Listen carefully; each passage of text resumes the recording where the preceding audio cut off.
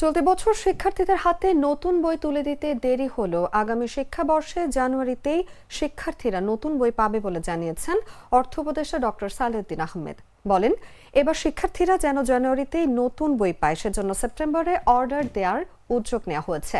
রোববার সচিবালয়ে সরকারি ক্রয় সংক্রান্ত উপদেষ্টা পরিষদ কমিটির বৈঠক শেষে সাংবাদিকদের প্রশ্নের উত্তরে তিনি এসব কথা বলেন। তিনি জানান, এরই মধ্যে কিছু অর্ডার দেওয়া হয়েছে, যাচাই বাছাই করে বাকিগুলো সেপ্টেম্বরের মধ্যেই দেওয়া হবে।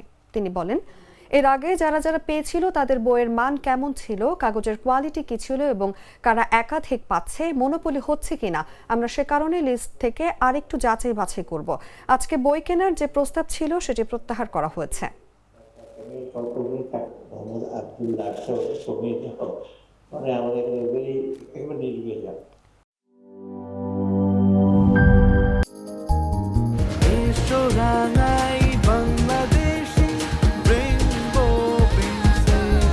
রেইনবো পেইন্টস, ছড়াও জীবনের রং।